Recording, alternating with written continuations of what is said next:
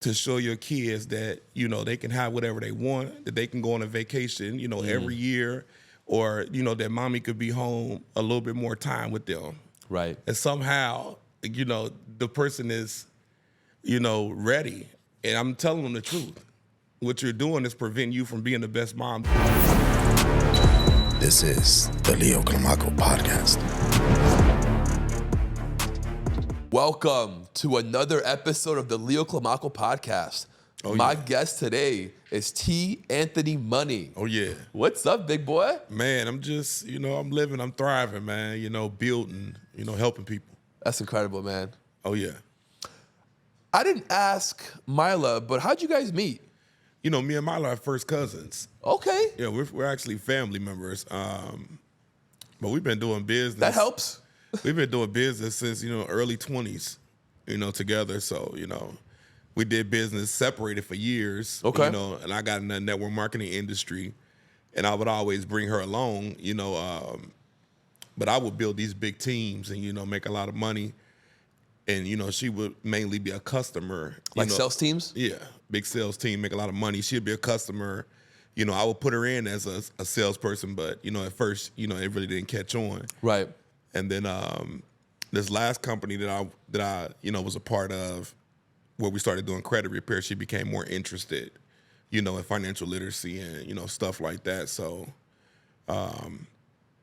we here now, man. You know, working right after COVID, decided to go out there and do our own thing, not work for any more companies. Yeah, it's great. And build a platform where entrepreneurs can come in and pretty much, you know, protect, you know, solidify, and scale their business. That's incredible. How'd you get your start? I got my start early in life. You know, I'm originally from Dayton, Ohio. I reside in Atlanta right now, but I'm from Dayton. And when I was 12 years old, you know, I kind of decided that I wanted to be an entrepreneur. I used to go to a church, and the lady, one of the Sunday school teachers, her daughter would, in the summertime, create a summer program for, you know, kids to sell candy to different suburbs in the area. And she asked me, you know, would I like to, you know, do it? And I said, I don't think my mom gonna let me do it because my mom worked 2 jobs. And typically when she's going to the second job, I gotta watch my brothers and sisters. And she was like, I think we should, you know, sit down and talk to your mom. I was like, no, that's not a good idea. And so I ended up asking my mom, and she was like, I don't know about that, you know. I don't have nobody to watch the kids while I'm, you know, at work at night. And then so she, you know, got with my auntie. My auntie ended up watching my brothers and sisters, and she allowed me to go sell candy, you know, with the lady. Shout out to your auntie. Oh, yeah. Oh, yeah. And I ended up being the #1 salesperson at 12 years old. I sold more than the lady who even created the program. That's incredible. So I knew that in life, I knew I wanted to do something like that. I had some music talent, went to performing arts school. I did like most people. I was, you know, singing, rapping, writing music for other people. Moved to Atlanta, got in the music scene, started performing. And that's awesome. I came to the conclusion that I didn't really want to do music for money. I know that sounds crazy. That's not crazy. And I knew I was good at it. I know what you mean. And I knew if I really, you know, really kept going, I probably would be somebody on TV right now in that genre. But I just had an epiphany. I had a last record. I had a last meeting for a deal that I was thinking about, you know, taking on. And, you know, the guy said some real disparaging things to me that kind of turned me off. You know, he said some stuff like, I could kind of read between the lines. He said, you know, sometime in life you got to do things that you really don't want to do to get where you're going. And it just read so many things in my brain. And I went home that night. I was so upset for like at least a week because I had met him. I started working with him. He was a big person at Def Jam. And that's probably what Diddy told everybody. I don't know what he told him, but I know this particular guy, you know, he was pretty big. And, you know, over the course of about 4 or 5 months, you know, I built a relationship. He was bringing me in big studios and everything. But it was something about his spirit that night that it kind of turned me off. Yeah. You know, so. It's almost like selling your soul. Yeah, that's what I got from it. Yeah. You know what I'm saying? I don't think I got anything sexual or something from it, but it was even the fact that willing to go to the depths, you know, to do things that you normally wouldn't do just to make some money. I didn't want that's not what I wanted my artistry to be. Right. You know, Would you still consider putting it on like on SoundCloud or something like that? I would. I mean, I got a catalog of about 85 songs That's awesome. that I haven't released. Really? You know, so Why don't you put it on Spotify? Couldn't you do that? I could. You know, I just got to work something out with the old producers and all that stuff. But Got it. That makes sense. you know, or I would just write new music for new people, for different people. You know, I necessarily don't want to perform or anything. You know, but make a long story short, living in Atlanta, you know, doing pretty good. And I was in the gym one day and somebody said, hey, it look like you're trying to lose a little weight. I said, at the time I was, I think 28 or 29. I was like, yeah, I want to lose about 20 pounds. And he was like, I got something to help you lose 10 pounds in 10 days. I said, well, give it to me. And he was like, as a matter of fact, you know, come to my car. So he gave me a shake, a sample of a shake. And I tasted it. I said, this tastes good. I was like, how much is it? He told me how much it was. He was like, as a matter of fact, you know, what do you do? I told him what I was doing at the time. And he was like, man, you should come out to one of our meetings. I was like, a meeting for what? What are we meeting about? And he like, I think that you would really like it. You know, come to a meeting and see what we're about. So I pulled up to a mansion, had like 30 BMWs parked outside. In Atlanta? Yeah, in Atlanta. Mm-hmm. And I said, well, what do these people do? All these BMWs, you know, looked kind of, you know, different. But I walked in. I wasn't interested in anything that they were talking about. But it was one guy who got up on. What were they talking about? They were just talking about, you know, how you can, you know, build business and, you know, it was network marketing. Okay. How you could build business, how you can, you know, do all this. And I wasn't interested, but a guy got up and said, hey, you know, I think he was like 40-something years old. He had recently almost had a heart attack. Wow. And the doctors told him, you know that the next one could be a big one. He needs to lose weight. And he got on that shake and he lost 30 pounds in 30 days. Wow. And he said he went back to the doctor and it's like things flipped around for him almost immediately. And I was sold. I gave these people my debit card, right? And when I got home, I seen a charge for $500. I didn't know I was paying $500. Wow. And I think they did say it, but I was so caught up in the story, I didn't even think about, you know, what was happening. So I called the guy. He was like, hey, don't worry about it. We're going to help you make your money back, you know, by next Friday. I want you to create a list of 20 people, and I want you to tell them about this shake.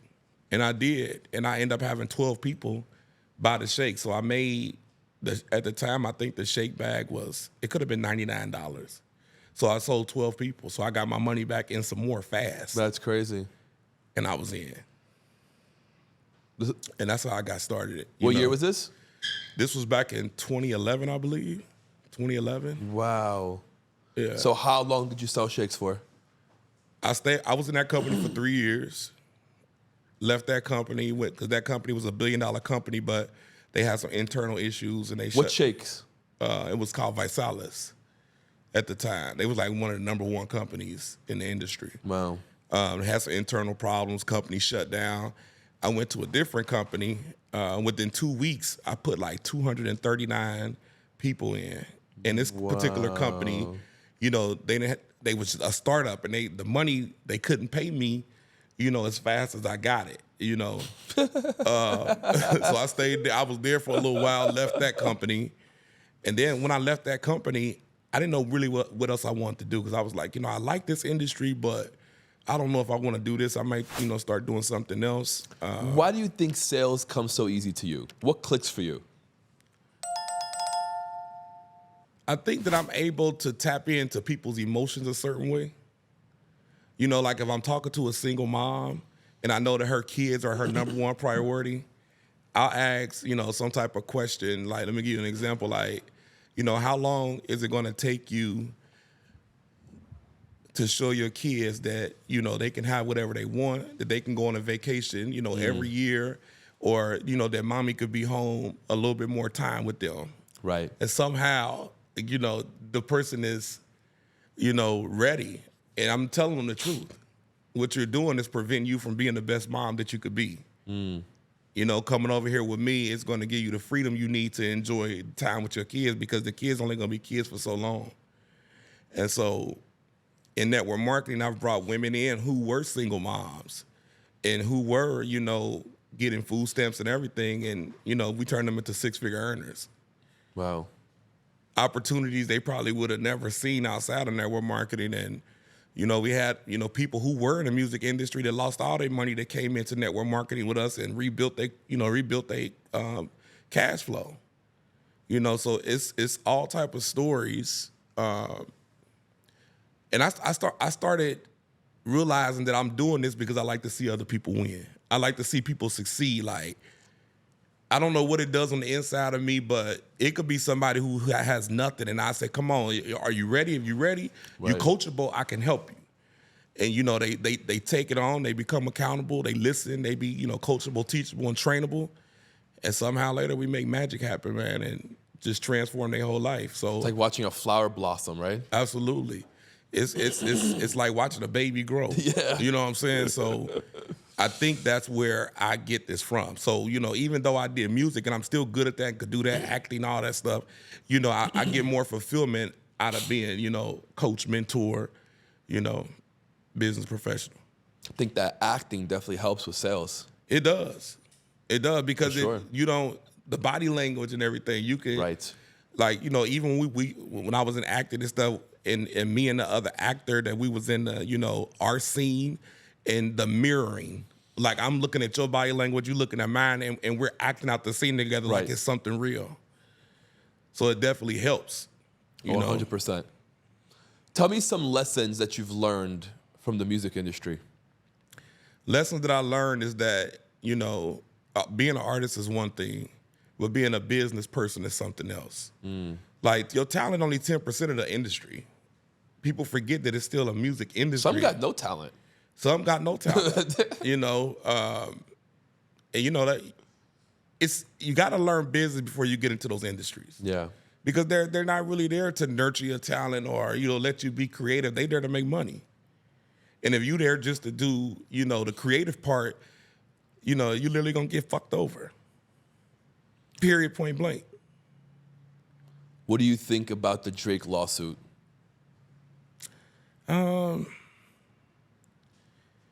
I think it hurt his career more than helped him. Yeah. I think he was hurt, but I think he has to realize that that industry play a lot of games with people, and when you're on the top, you at the top of your game. Yeah. We talk about people who was way bigger than him. Look at what happened with Whitney Houston. Look at what happened with Michael Jackson. Go back to Elvis Presley. These people were big people. And so, if they didn't teach us lessons of what that industry is, the newcomers, they should be way more ready, for that stuff. And I think if I was Drake, I wouldn't have been so vocal about it. I would have kind of let it just fly over and went back to what I'm good at doing. Right. I feel like when you address stuff, sometimes it hurts you more than it You're helps shining you. a light on it, right? Yeah. And it creates more enemies because now the people start being with the other people. Oh, you are that way. Well, you must have something happened. You responding to it, Right. So I think Triggered. If I was him, I wouldn't have done that. I would have just said, it is what it is. It's a weird battle. Let it die out. What would you say is the number one thing that you help your clients overcome? They limited beliefs. Like, a person, you say, hey, one day you can make $20,000 a month. They can't see that. They never even had 5 or 10,000 sitting in their checking account. So it's hard to believe that I could even make that kind of money, something I never seen. Right. But if you help them with the limited belief and you show them that let's take this in baby steps, so you're able to break it down. Like I break it down for my people. I say, in the time that we live in right now, most people need to be making at least $120,000 a year. Minimum. At minimum. And that's a single person. Yeah. Right?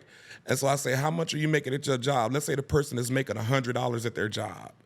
And I say, okay, you're making $100. We know that it's $237 you need a day to make $120,000 a year. And I say, where are you going to get the other $137 from? You got the job that's doing $100 a day. Now we need to supplement the $137. That's crazy.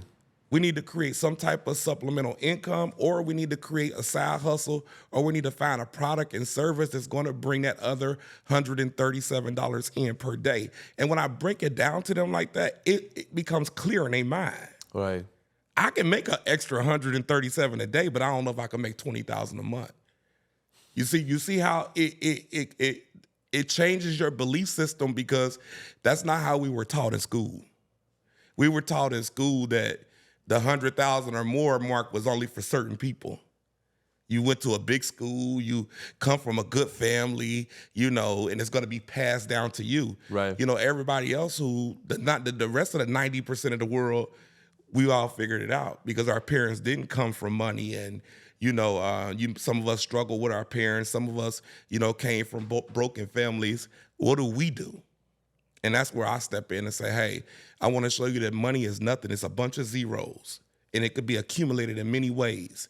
But this is how you take baby steps to get to your first six-figure income. And now they still working a job. I say stay at your job as long as you can until we're making more money in the side hustle that we obliterate the job. Now it's time for you to write an exit plan. What is your exit plan if you do want to walk away from your job? And we got to stick to that plan. What would you say to some women that think that one of their only options is to do OnlyFans? Well, mindset. But that's what that's imaging. Let's talk about imaging. What is happening in the imaging nowadays? That's what they're showing. Yeah. They're showing that you can absolutely be lazy, go and take your clothes off and make money. That's what they're promoting. Mm-hmm. I think it's very lazy for a woman to do that. I think that her self-worth is at an all-time low. I also think that, and if you have to do something demeaning as taking your clothes off in front of a camera for a guy, you've already come to a conclusion that your worth is nothing. I wouldn't marry a woman who would even consider doing that. Because you think about it, the mother of your children, all of that, and what type of lessons is she going to pass down to your daughters? So there's no redemption. It is redemption. Anybody could come back from something, but that lady has to become accountable and take some type of responsibility for the action. Right. So now if I was a woman and I decided to take my clothes off in front of, a camera, to get paid, and I say, hey, I don't want to do this anymore, I need to go out and start reaching out to young girls who's having those same thoughts as me and showing them another way. And say, hey, let me be the example. Just like they say Jesus was the example for us. Yes. Let me be the example, and let me take my wrong and show y'all how to make it right. They can come back from it. And, and we don't get a right to keep telling them you did OnlyFans before. No, she made her wrongs right. So that I think the avocation, for young girls to go out there and just be free and do more than just take their clothes off. But I'm young, I'm ditzy, I'm cute, and this girl just made $94 million on OnlyFans. That's fine. It's also a lot of young, hip, handsome guys that went out and shot 2 people and they doing time in jail. You think I'm gonna follow that person?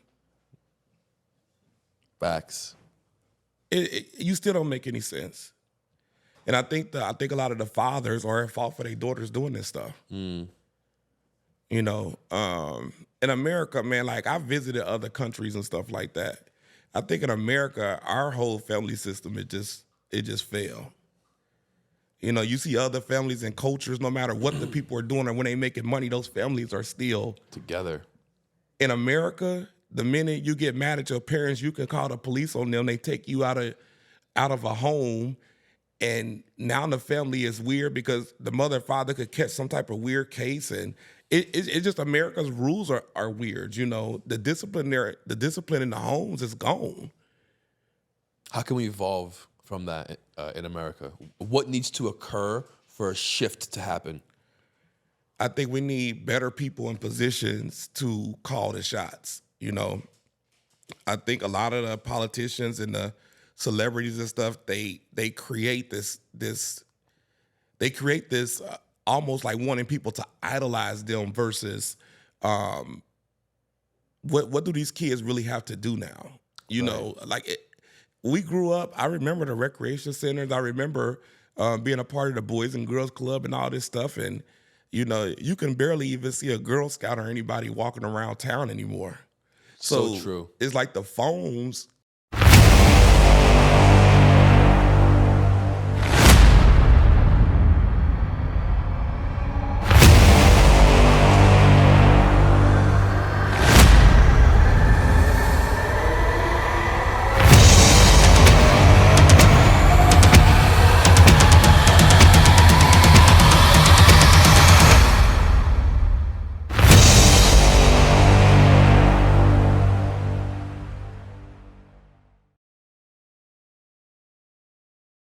The phones and the internet is raising your children. Yes. We lost that community. It's gone. Yeah. You know, you can barely even find summer programs for your kids to get involved in nowadays because every time you turn on the news, it's somebody doing some weird stuff with some kids. Bro. You know, it's almost like in the 90s or something, you barely, it happened, but not as a high rate as it happens nowadays. Do you think that's true, or that because we have the internet and social media, we just have more information? I think people have more access to the kids. I don't think it's necessarily true I see what you're saying. That it was more. I believe it was some coaches and different people back in the day doing that, but they don't have the same access to 100 kids. Like, you know, like yes, it's like now you can almost glorify it as being a pedophile. You can make music, you can look hip, you can do everything. It's glorified, you know, pedophilia in America. Bro, that shit is crazy. We never seen that. No. Back then in the 90s. No. Do you have kids? No, not yet. Do you want kids? Soon, you know, maybe one day. But we didn't see that. I mean, I was a kid that grew up in the late 80s and the 90s. We didn't never seen that. Of course, we had the crack epidemic and stuff like that. But the stuff now is in your face, man. It's crazy. Yeah, it's. I have two kids. I have a 5-year-old and a 2-year-old boy. Yeah. And man, like, you almost want to like scary. Bubble wrap them. It's scary. You know? Yeah.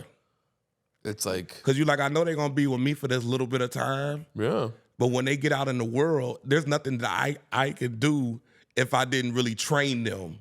You know, I think the parents are not training the kids. The kids are training the parents. And you know, controlling the whole family. Absolutely. You know, if you see a little boy fall off his bike, I see women picking him up like he's a girl.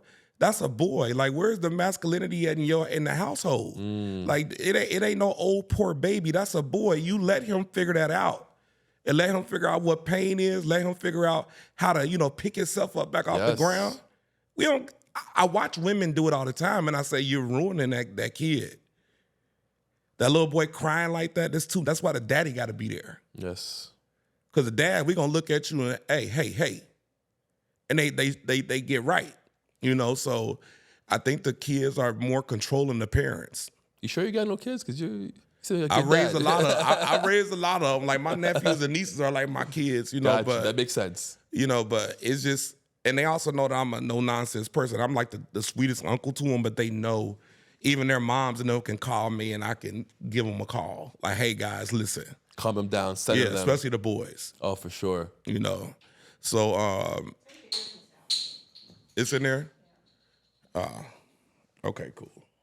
We'll figure it out. But yeah, so especially the boys. You know, so I just think, man, the kids are training the parents nowadays. They got too much, you know, I want this. And the parent is goofy and go out there and just buy it. That kid didn't work for that.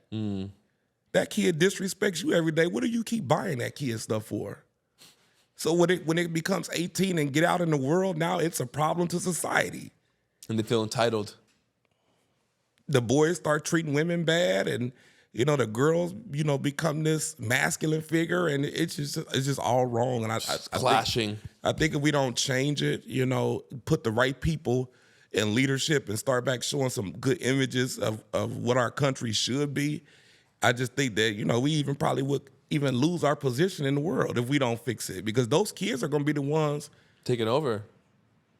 Did you play sports? early on, like softball, basketball, in the neighborhood and all that, but not professionally, nah. What do you think the value is in, especially boys, doing sports? I think boys should be exposed to it. Yeah. Even if they're not a sports person, because, my stepfather still exposed us. Right. Me and my brother played softball, but I always played, street ball and stuff, For sure. all that. I mean, we'd be outside, but I think all boys should be exposed to physical fitness and to sports. I often tell Mila, she think it's funny, like, I'm 45 now, back in the gym, trying to get my sexy back myself, but I always... You don't look it. I know. I definitely take care of myself, in a holistic way. But I always tell Mila, I say, men don't really need therapy. Most men need to get in the gym. When a man is not physically fit, his cortisol levels is so high that he starts to make the worst decisions in life. Right. Women, I do think, need to go to therapy because women like to talk and they need somebody to talk to. But men, I just watch it. I told my nephew, I say, you're just so disgruntled and emotional, you need to lose some of that weight. Yeah. Like you're 14 years old and you're just way too, out of shape. And, it inspired him because he's like, I'm ready. I want to do this. It's time. And you need the men around to deal with the young boys. Like they got to feel us. They got to, we got to show them love, but tough love at the same time. For sure. Not be mean and, do stuff to them, but just let them know that the masculine energy is in place so that we can help you be a better man when you're not even around us. Right. And if you don't do it, they'll go find someone. Oh, they will. And it might not be who you want it to be.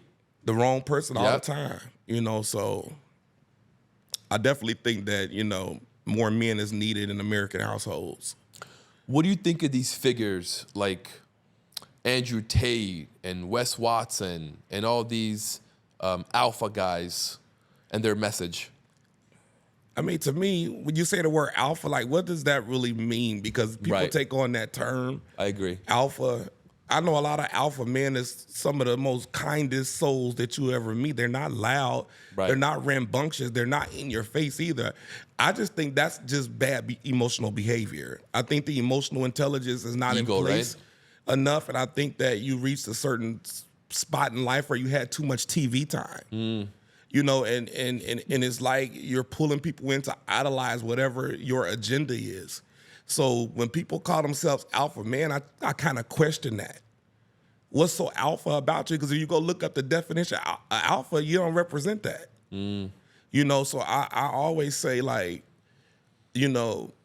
silence and ponder and listening is a way better weapon than loudness in your face, creating confusion. So I've heard some of them guys speak, and some of the stuff they say is relevant. Some of the stuff, they need to go rethink. But some of them are younger. They haven't really grown enough and matured, But they'll look back 10 or 15 years from now and say, wow, I was a big asshole, to be honest. So, I think we all got to watch our delivery. Everything we say for everybody. Some stuff should be just shared amongst your own people.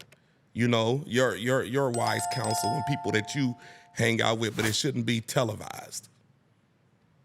What's a couple things that you wish your 25-year-old self knew that you know now? I wish I would have knew how to use money. If I was 25 and I know how to use money like I know how to use it now, I think I would have been able to help more people, even in my immediate family. Break that down, please. What do you mean by that? Using money? In what way? I think money is a big tool, and it could do a lot of things for you. Or I think sometimes money can ruin you at the same time. Right. So let's just say, when I made my first six figures, I literally blew all my money. I didn't know where to put the money, or, I just see a lot of money. I was young, and I wanted to have a little fun, and I always like to dress, whether I got money or not. I always like to look a certain way, and that's just a personal, thing. Right. But 25 and 20 years later at 45 with this kind of mind that I got now, and understand how the universe works, and understanding how money, can do things, for you that, can build a legacy for you and your family. I wish I would have understood that, where to put the money, how I could make it grow, and not how I don't have to work so hard for the money. Right. I don't mind working 5 or 10 years hard, to build whatever I'm building. But after that, I need to be in chill mode. I don't want to do that no more. I want the money to be making the money and working hard for me. Right. Maybe my grandmother, wouldn't have died broke if I knew at 25 what to do with money. At one point, that lady made a lot of money, and she didn't know what to do with the money. And even my mom worked, in hospital for 30 years, end up losing the job and going into a deep depression and, because of money. I think money can ruin people, especially if you love money. I'm not a person that loves money. I love what I can do with it. Right. I think when you can't provide for your family, you lose your sense of self-worth, right? You feel very little. Yeah, because you work so hard to even have that position. Right. And then it's like when it's taken away from you, something in our mind, doesn't tell us, hey, it could be a greener pasture on the other side if we had that mindset. Right. But we've been stuck in the job for 30 or 25 or 30 years and we just don't know what else to do. Or is it even possible at my mom's age of 60 to do something? To retrain, right? So I always tell my brothers and sisters, hey, don't judge her so much. A person like her who's been working since she was 14, got 5 kids, was married. Her husband became addicted to drugs. She became a single mom. And she was still around. And we wasn't in children's services and all that stuff. She kept us. So I say, you gotta give your mom some mercy. I mean, you gotta give her some grace. 100%. So when I pay my mom's bills every month, I don't even think about it.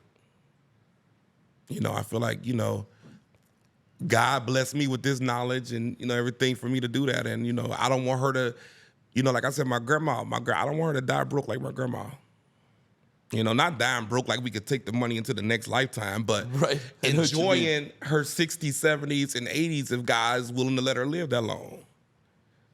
So, I think that's relevant in today's time, not just make the money, but enjoy it. 100%. I think you have to work hard, but also smell the roses a little bit. Yeah. Don't allow the consumption of just more. Take a break. Enjoy life. It'll kill you. Yeah.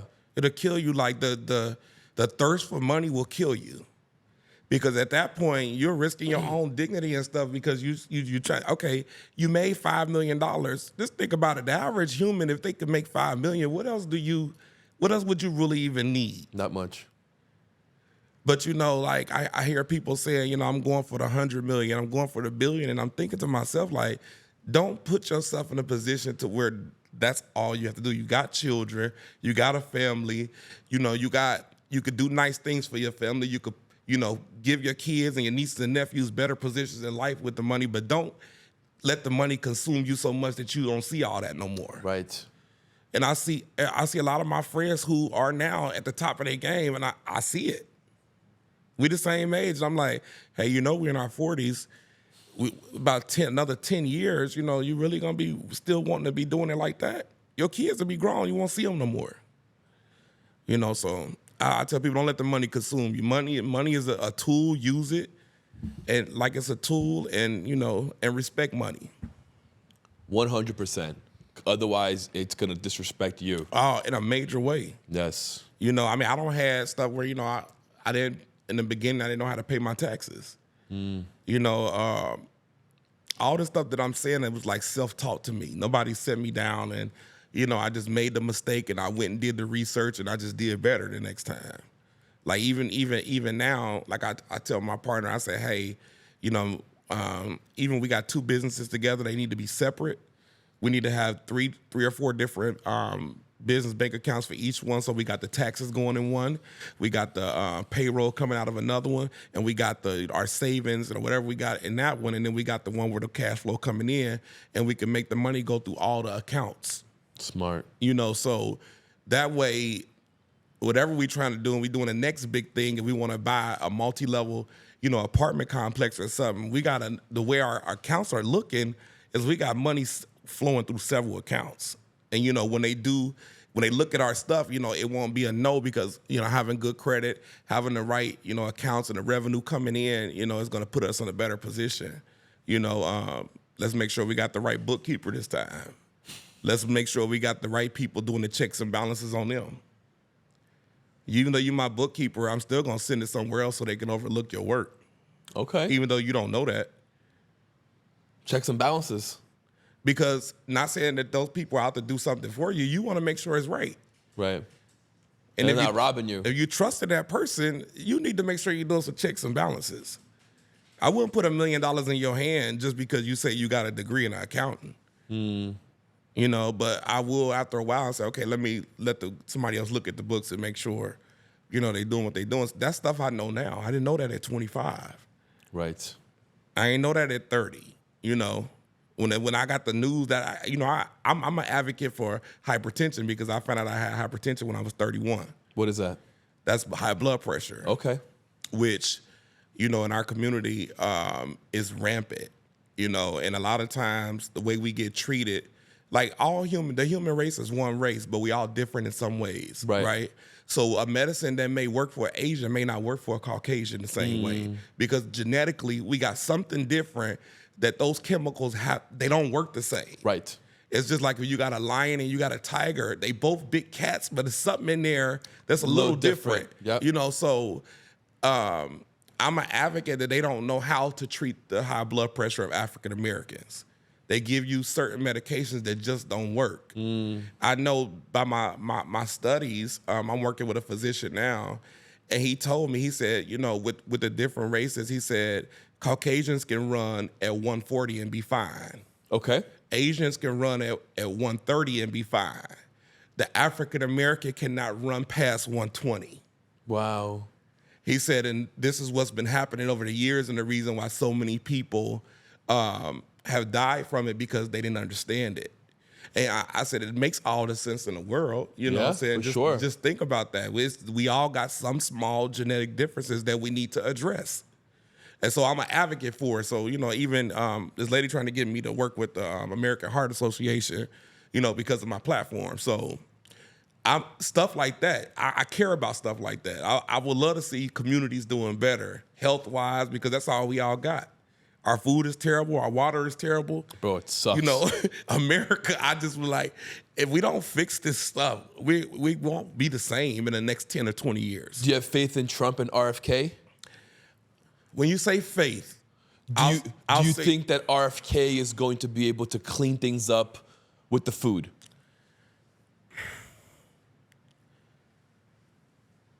When we say faith in them, I think that they're capable. Let's say that. Okay. Let's say that. I think that they're capable. I don't know if my faith is there. Understood. You know, so you know, hopefully in all fairness, I think that they're capable of doing that stuff. Got it. Are they going to do it? We have to sit back and see what's going to happen. I agree. I don't know how much faith, you know, us as people in America even got in our country after, you know, the last 5 years. You know, just think about that. Like, it's been crazy out here. You know, so COVID changed everything. So I don't know.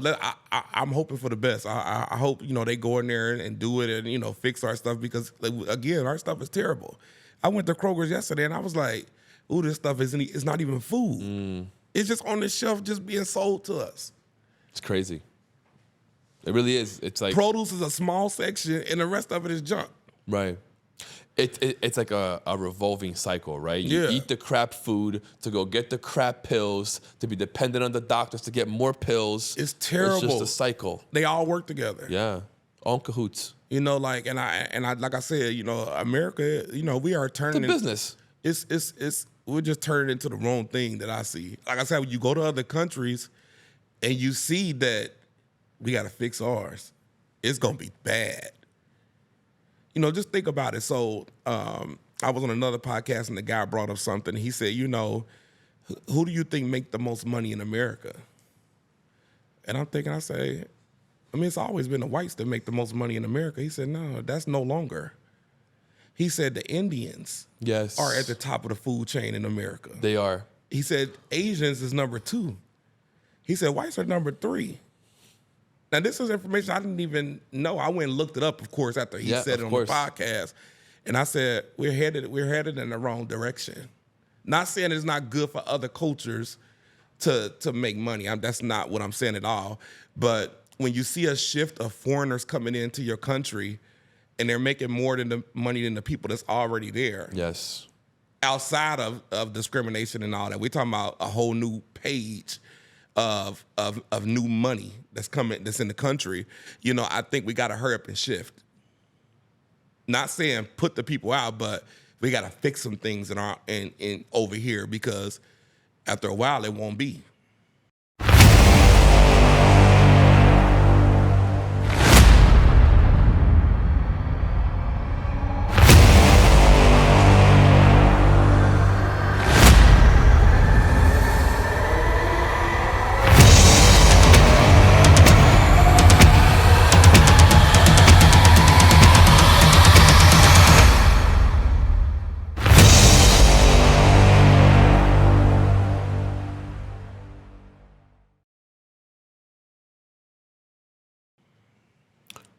Who's your ideal client?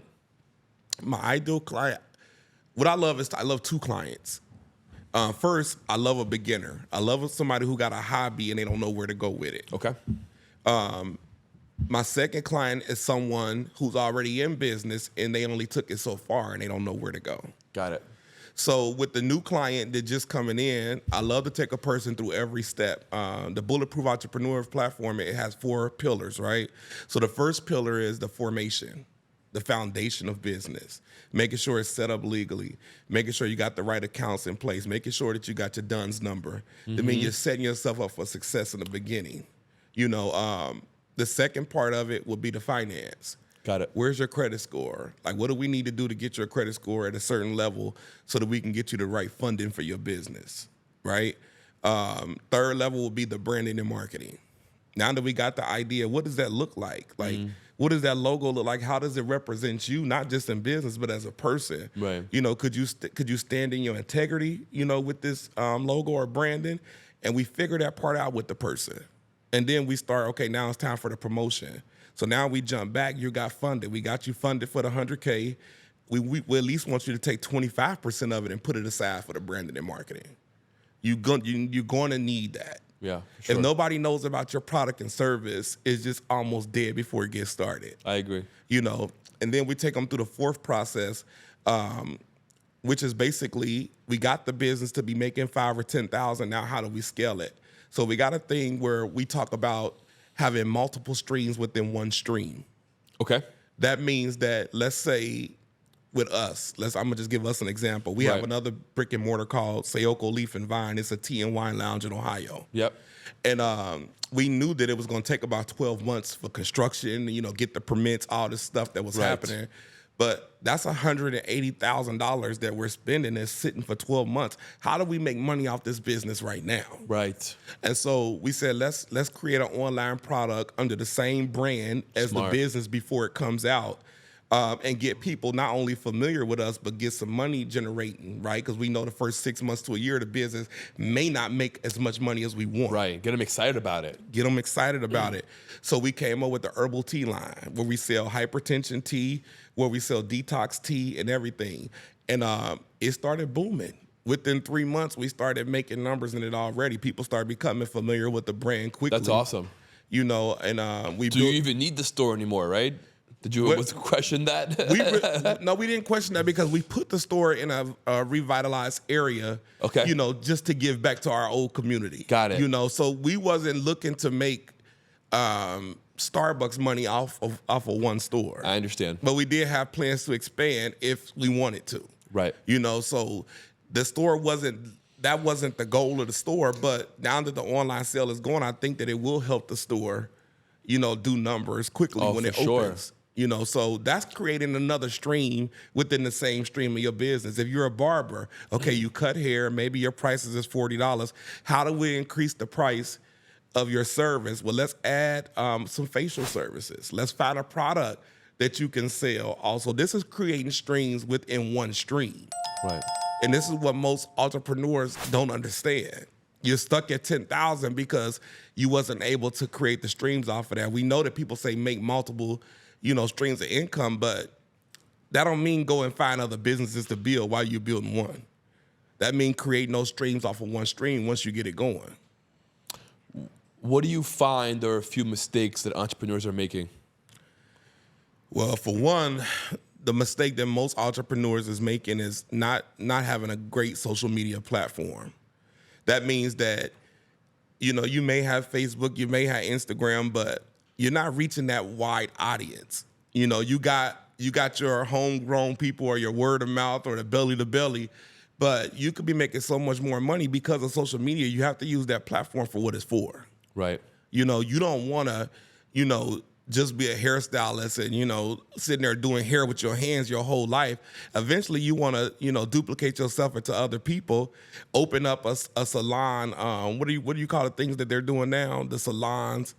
I'm not sure. You know what I'm talking about, where they got multiple people working in one building, but it's not necessarily a lofts, the salon lofts. You can actually open up a building and bring other stylists in and make money off of what they're doing. Right. So I think that a lot of times entrepreneurs, they spend money on the wrong stuff. They don't get the right financing because they won't fix their credit. They're using their paycheck to fund their business, which is a huge mistake. And they're not, bringing the right people in, like getting you a mentor or coach. You need a mentor or coach. And you're not investing into the right things to help the business grow. So I think we get frustrated, and that's why a lot of them fail. Yeah, I think they were saying, I want to quote this right, but I think only 0.4% of businesses reach $1 million, and I think only 4% ever reach 10 million. Exactly. Like, that's nothing. But look how many LLCs are made on a daily basis in America. So many. It's sickening almost. Yeah. Because they open up one, it don't work, open up another one, tell their friends to open up. It's just got out of hand. Yeah. How many people online telling people, you need an LLC? Okay, you're saying they need an LLC, but why? You need a trust. Do you actually tell them how that trust works? Once they put all their assets or something in a trust, and what if something needs to be changed? They have to take that out of the trust, and they have to get with the right person to help them do that stuff. Right. And why are they putting it in a trust if they're not even educated on what that what is? it is and what it does. So I think a lot of time we follow the wrong stuff. We don't self-investigate. Right. We don't self-educate. Trying to keep up with the Joneses, and it's this never-ending competition. Man, I always tell my students, your competition is somewhere in Tokyo. It ain't right here where you at. It's somewhere in Bangladesh. It's not. Yeah. Your competition ain't here. In China somewhere. And so when we think like that, we've been taught that me and you in competition. No, collaboration is always better than competition. Yes. We go further that way. And you don't got to step on nobody's toes because everybody's winning. So yeah, we got to fix that in our entrepreneur thing. I think a lot more entrepreneurs would be successful if they just got the right stuff in place. Absolutely. I like your energy. I think you would really benefit from like speaking to the youth. Mm-hmm. You connect very well. Absolutely. I agree with that. You're like a big uncle. Yeah. And you're very knowledgeable and you can really guide and really show them the way, I think more people could if they cared enough. Yeah. You know what I'm saying? Kids to me are our most prized possession in the world because one day they're going to be taking care of us. Right. And if, like me and you was talking, if America don't fix that problem right there, it's going to be disastrous for our children. I like some things that Trump doing. I hope I don't get canceled because, they get crazy when you say you like anything Trump do. But when I say I like some things that he doing is trying to tighten up certain things that just gotten out of hand. Double checking. Yeah. I think, I don't care who the president is, you should be doing that. I agree. So. Where's the money going? Yeah, do I agree with stuff that he say all the time? No, he could get a little crazy and goofy. For sure. But, I don't even like to keep on putting race and stuff into it because I think at the end of the day, whoever is in office should be doing their job. Right. You know what I'm saying? And I pray that he is doing these right checks and balances and getting, like our deficit is just, out of control. He found people spending money on stupid stuff in Congress that's just crazy. There were people that were like 396 years old receiving Medicaid. It's fake. Yeah, it's crazy. But they telling our generation that we won't have it when we get up Right. there. That's the propaganda they using for us. Correct. You They're know, busy pocketing all that he's money. showing that that's not true. Right. The money is there. It's just being Nobody is mismanaged. 400 years old, bro. Nah, bro. Who even created that? We know who created that stuff. So that's where I say that I think he's capable of doing that. I don't think America's that old. No, just 1776. Yeah. So imagine all the other stuff that's happening that nobody, but he exposes stuff.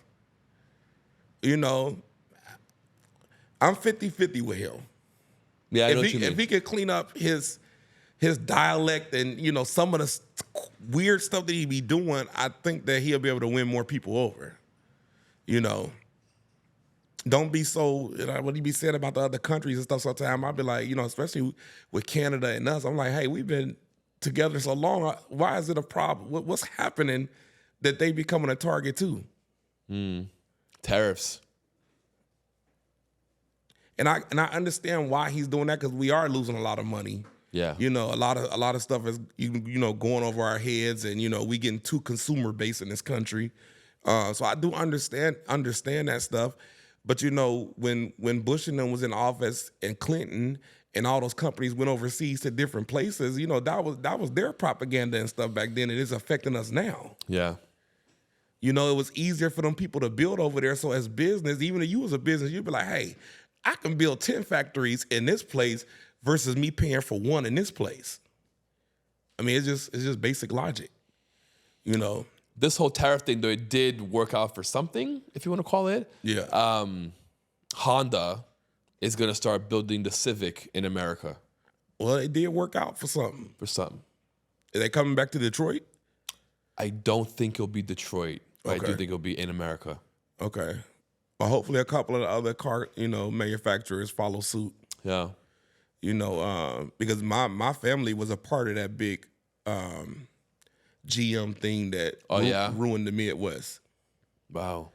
So hopefully they could bring that stuff back, and people want to go back to work with some good incentives and everything else. Because let's face it, everybody ain't no entrepreneur. No.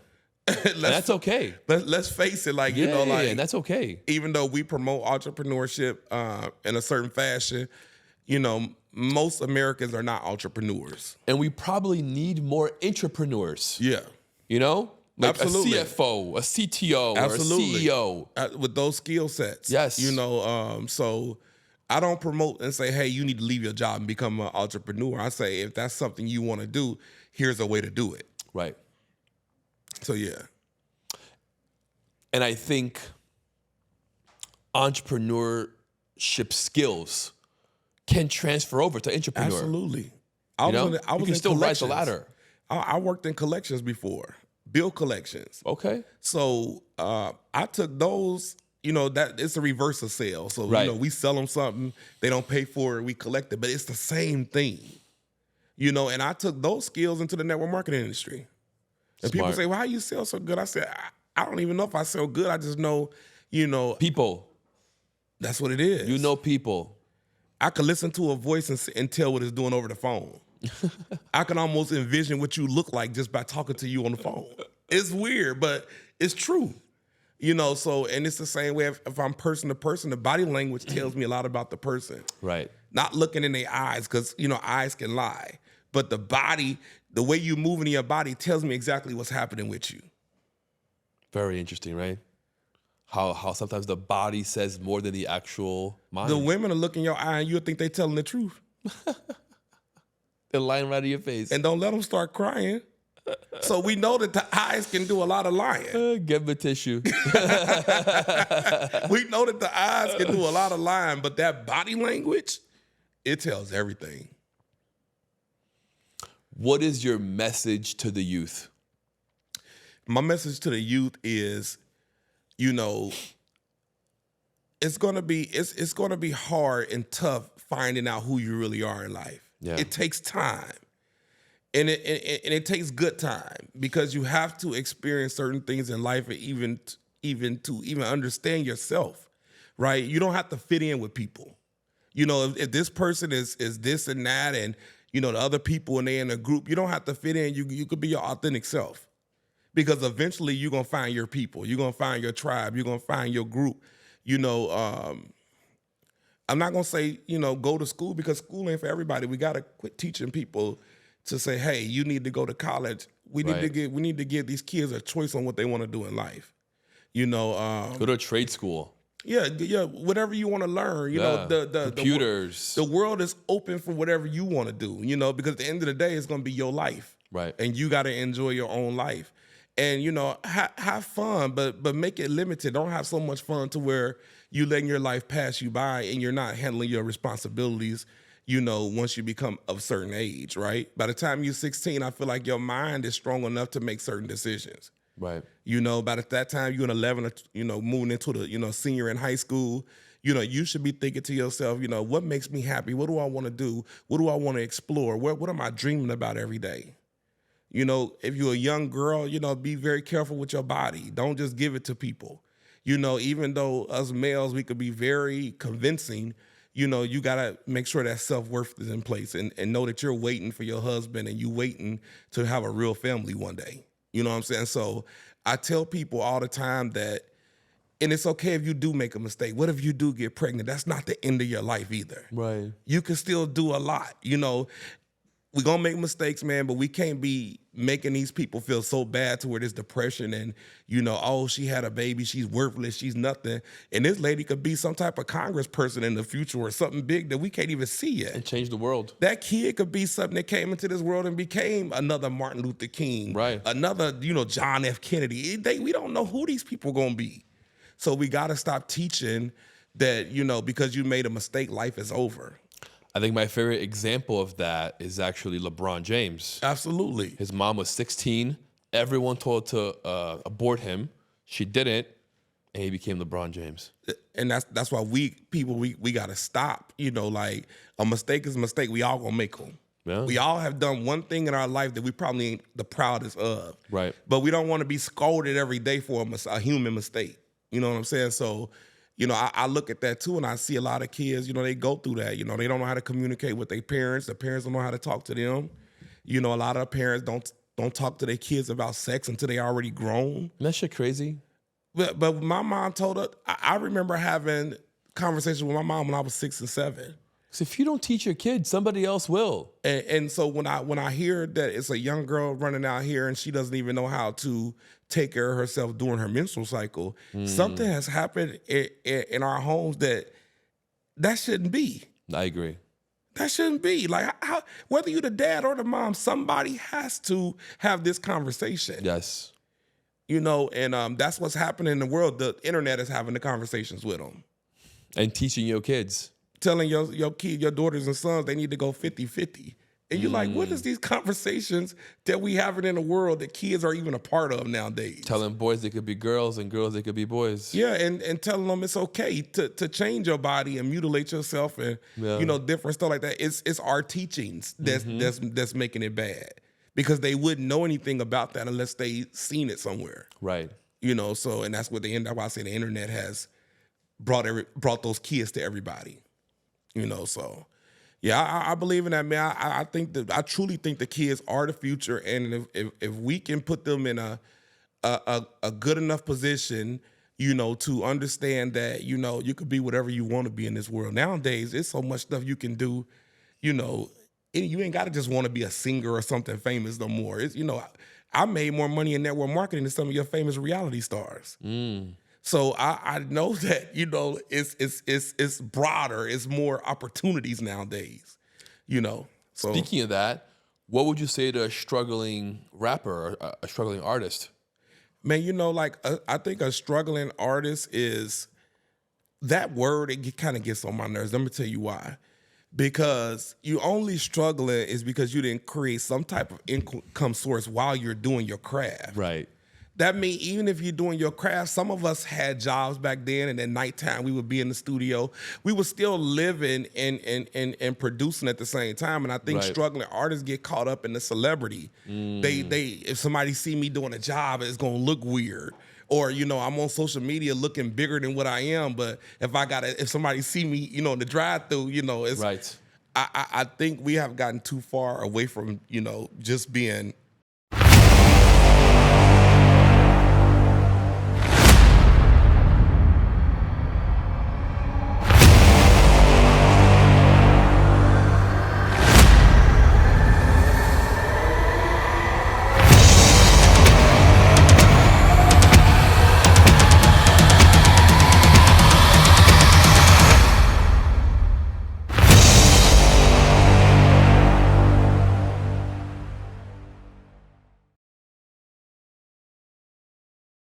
Living for the gram. regular people. Regular people, you know. So a struggling artist, the first thing you should do is, you know, figure out really what you want to do. Learn some business in your craft. You know, set yourself up as a business. Don't just be putting music out there and you don't even have an LLC or anything in place or a Right. business account when your money come in that can flow through. Smart. Because you have to start paying taxes and you gotta prove where the money is coming from. So you want to be set up first as an artist. How long you want to struggle is simply determined. It's up to you. You know, because you could be having a side hustle while you doing that. Right. You know, you could be selling T-shirts and making your brand and doing. There's a lot of stuff you could be doing as an artist. You get streams and all that stuff now. That, you know, you got to just figure this system out in a way of knowing that it's a business. It's not just artistry. And you get paid shit for streams, right? It's like pennies. You get paid for pennies for streams, but you can create a YouTube channel, Right. and you could be, you know, you could do your own reality show on YouTube. I mean, Right. it's a lot of things that Vlog your whole life. you know what I'm saying? It's a lot of stuff that you could do now. Be creative with it, you know. How you release your music. You know, don't release a whole album at one time and you're not a major artist yet. Keep releasing singles after singles after singles. And then after you release new ones, bring the old ones back. Keep it in rotation. Start calling up companies who need songs for movies and stuff like that and seeing how you can get in those spaces. Okay. Like, it's a lot of things that you could be doing. And we talking about creating those streams within that one stream again. Right. Be creative. But now you got the internet. You don't have to wait on somebody to come and find you. You go to those people who need what you got. And so you want to be the solution to their problem. You looking for independent artists? I'm an independent artist. You know, I'm a producer. I created 50 songs. I got a catalog. Can I sing you some snippets? Those people are going to pick up on those things. I'm telling you. Right. They looking for new stuff every day. Did you do your publishing on your music? Who did you pick to be your publisher? You know, did you go to the Library of Congress and make sure that you registered your music? These are things that the artists need to do. That's a thing? That's a thing. You got to register your music. If I'm the singer and you produced it, that means me and you get 50% of the publishing together. But if we ain't got it on paperwork, and it doesn't mean anything. Wow. Now that we didn't do that, somebody else could come in and steal me in your song because we didn't register it. But this is stuff that these artists are not being taught, and this is how you got Angie Stone. That's really good to know. Angie Stone, who recently passed away. Yeah. And she didn't get her money like she was supposed to. And this is a prominent singer. This lady's been around. She's the one who discovered Mariah Carey. So you have to think, how does that happen for her to be 60 years old and she literally died broke? Because the record company owed her so many royalties, they never paid her. That's crazy. But she also didn't have the stuff in place that could have been in place or the right people. To make sure she got paid, right? That's going back to what we was talking about earlier. Putting them people on your team, man, to make sure we all getting paid and it's solidified. Making sure we winning. Making sure everyone's on the same page, right? On the same vision. Yeah. I seen her daughter on, it was either Instagram or Facebook, and she, you know, gave her Cash App. That shouldn't be happening. Wow. Our icons and, you know, legends and stuff, that shouldn't be happening to them. That reminds me of like athletes that go broke. Absolutely. Absolutely. Kobe Bryant's dad was one of those ones who went broke. He was an athlete, you know, made money in the NBA, and he died broke too. Wow. His son was one of the richest players ever. But because their relationship was estranged and there was no paperwork put in place, like, hey, if something happened to me, make sure my mom and dad, you know, are taken care of, the wife pretty much ran with the money and did what she wanted to do. She got lucky too. I think she made like $400 million off of the sale of some drink. Absolutely. So, you know, that kind of stuff, man. Business, we got to keep it business. We got to protect ourselves. Man, what a great conversation. Oh, yeah. Man. Man, listen, let everybody know where they can find you, your program, your IG, your Facebook, your course, whatever you got. Absolutely. So, guys, you can find me on IG at the Brand Boss ATL. You can also find us at the Bulletproof Entrepreneurs on IG. For consultant purposes, you can find me at tanthonyconsultantandmarketing.com. And man, I'm all over the internet, so, you know, not a hard person to find. You know, you need some help, just, you know, simply reach out, book a call, and we can talk. 100%. I think if you're someone that's just starting out, if you're a youth, someone who wants to really take their business that they're stuck, you got to get in. Absolutely. You got to get in with the Bulletproof system. Get in with Anthony, get in with Mila, and get it going. Absolutely. Incredible, man. Appreciate you, bro. No doubt. ATL in the house. Let's guys, get it. Like, subscribe, hit that bell notification. We'll see you guys next time.